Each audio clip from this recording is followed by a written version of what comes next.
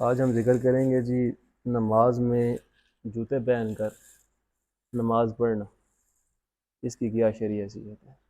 کیونکہ عمومی طور پہ تو اب جو صورتحال مساجد کی ہے اس کی نوعیت جس طرح کی آج کے دور میں ہے وہ پہلے دور میں تو نہیں تھی۔ ایک تو یہ بھی وجہ، اور اس کے علاوہ جب ہم جنازہ وغیرہ پڑھتے ہیں تو وہ بھی نماز ہی ہے۔ تو آپ نے خود کافی سارے حضرات بلکہ آپ کے ساتھ بھی ایسے معاملات گزرے ہیں کہ یا تو جوتے اتار کے اوپر ہی کھڑے ہو جاتے ہیں یا پہن کر ہی جنازہ پڑھ لیا جاتا ہے، یا پھر اس کو جناب پیچھے ہم اتار دیتے ہیں، ٹھیک ہے، باقیوں کی زیارت کے لیے، نعوذ باللہ۔ تو پھر ہم کیا کرتے ہیں؟ نماز ادا کرتے ہیں۔ تو اس ضمن میں ایک تو بخاری شریف میں حدیث مبارکہ ذکر کی گئی ہے، اسی طرح مسلم شریف میں بھی دو احادیث ہیں موجود ہیں۔ سند صاحب کی ایک ہی ہے، ایک ہی راوی ہیں صاحب میں، حضرت زید بن سعید رضی اللہ تعالیٰ عنہ، آپ بیان فرماتے ہیں کہ انہوں نے سوال کیا حضرت انس رضی اللہ تعالیٰ عنہ سے، کیا آپ نے حضور نبی مکرم صلی اللہ علیہ وآلہ وسلم کو نالین مبارک پہن کر نماز پڑھتے ہوئے دیکھا ہے؟ تو آپ رضی اللہ تعالیٰ عنہ نے ارشاد فرمایا کہ ہاں، میں نے آپ صلی اللہ علیہ وسلم کو نالین مبارک پہنے ہوئے نماز پڑھتے دیکھا ہے۔ اور اسی طرح ایک ابو داؤد شریف میں حدیث مبارکہ ذکر کی گئی ہے کہ آپ صلی اللہ علیہ وسلم کو راوی کہتے ہیں کہ میں نے جوتے پہن کر بھی، نالین مبارک پہن کر بھی اور اتار کر بھی نماز پڑھتے ہوئے دیکھا، یعنی کہ دونوں صورتوں میں آپ صلی اللہ علیہ وسلم نے نماز پڑھی ہے۔ اور اسی طرح ایک ابو داؤد شریف میں اور حدیث مبارکہ ذکر کی گئی کہ جس میں آپ صلی اللہ علیہ وآلہ وسلم نے یہ ارشاد فرمایا کہ جو یہودی ہیں وہ موزے اور جوتے پہن کر نماز نہیں پڑھتے، تم ان کی مخالفت کیا کرو۔ یعنی کہ اسے یہ پتہ چلتا ہے کہ پھر جوتے ہمیں پہن کے نماز پڑھنی چاہیے، ٹھیک ہے، موزے وغیرہ پہن کے نماز پڑھنی چاہیے۔ تو اسی طرح ایک حدیث مبارکہ ذکر کی گئی ابو داؤد شریف میں ہی کہ آپ صلی اللہ علیہ وآلہ وسلم، حضرت ابو ہریرہ رضی اللہ تعالیٰ عنہ راوی حدیث ہیں، آپ صلی اللہ علیہ وسلم نے ارشاد فرمایا کہ جب تم نماز میں کے لیے جوتے اتارو تو ان کو یا تو اپنے درمیان میں رکھ لو، ٹھیک ہے، یا پہن کے نماز پڑھو، اور باقیوں کے لیے اذیت کا سبب نہ بنے، ٹھیک ہے جی۔ تو اسی طرح پھر ایک حدیث مبارکہ جوتے پہن کر نماز پڑھ جائے اگر مثال کے طور پہ، کیونکہ ابھی تک جو حدیث ذکر کی ہیں ان میں تو یہ واضح طور پہ حکم نظر آ رہا ہے کہ آپ جوتے پہن کے نماز پڑھ سکتے ہیں، ٹھیک ہے۔ اور جو یہ لفظ ذکر کیے کہ تم یہود کی مخالفت کیا کرو، تو اس میں یہ مستحب کا ایک درجہ رکھا گیا ہے، یعنی کہ مستحب یہ ہے اگر آپ جوتے پہن کر نماز پڑھنا چاہتے ہیں تو پڑھ سکتے ہیں، کیونکہ حدیث میں سب الفاظ بڑے واضح لفظوں میں ذکر کیے گئے ہیں، ٹھیک ہے، آپ صلی اللہ علیہ وسلم کا عمل موجود ہے۔ لیکن اگر کوئی نہیں پہن کے پڑھتا، اتار کے پڑھتا، تو وہ بھی آپ صلی اللہ علیہ وسلم کا ہی فعل ہے، کیونکہ آپ صلی اللہ علیہ وسلم نے جوتے مبارک، نالین مبارک پہن کر بھی نماز پڑھی ہے، اتار کے بھی نماز پڑھی ہے، ٹھیک ہے۔ تو اس ضمن میں پھر دو طرح کے فتاویٰ موجود ہیں۔ ایک تو یہ کہ افضل اور مفضول ہونے کے اعتبار سے کیا جوتے پہن کر نماز پڑھنا افضل ہے یا اتار کر پڑھنا افضل ہے، کیونکہ جب مخالفت کا ذکر کیا تو اس سے تو یہ بات پتہ چلی کہ آپ کو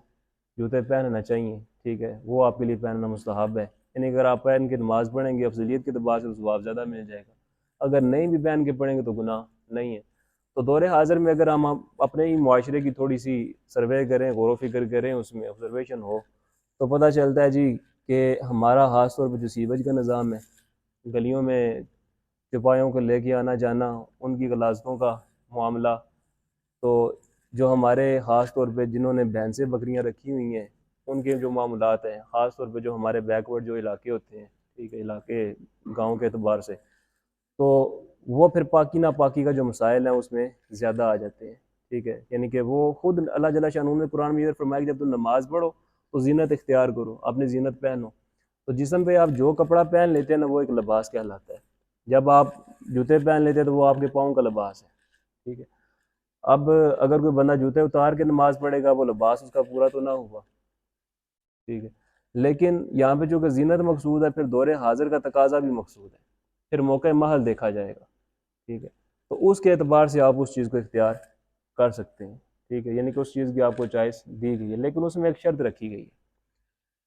وہ شرط یہ ہے، بڑے واضح لفظوں میں ابو داؤد شریف میں یہ بھی حدیث مبارکہ کا ذکر کی گئی۔ حضرت ابو سعید خدری رضی اللہ تعالیٰ عنہ راوی حدیث ہیں، آپ بیان فرماتے ہیں کہ حضور نبی مکرم صلی اللہ علیہ وسلم نے نماز پڑھائی،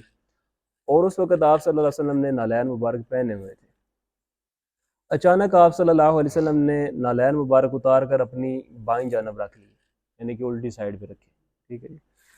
تو صحابہ کرام جو نماز پڑھ رہے تھے انہوں نے بھی اپنے اپنے جوتے اتار دیے، ٹھیک ہے، اور ان کو سائڈ پہ رکھ دیا۔ تو پھر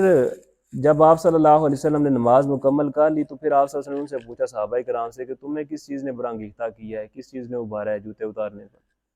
تو انہوں نے عرض کی کہ یا رسول اللہ صلی اللہ علیہ وآلہ وسلم، ہم نے آپ صلی اللہ علیہ وسلم کو نماز میں نالین مبارک اتارتے ہوئے دیکھا تو اس لیے ہم نے بھی اتار دی۔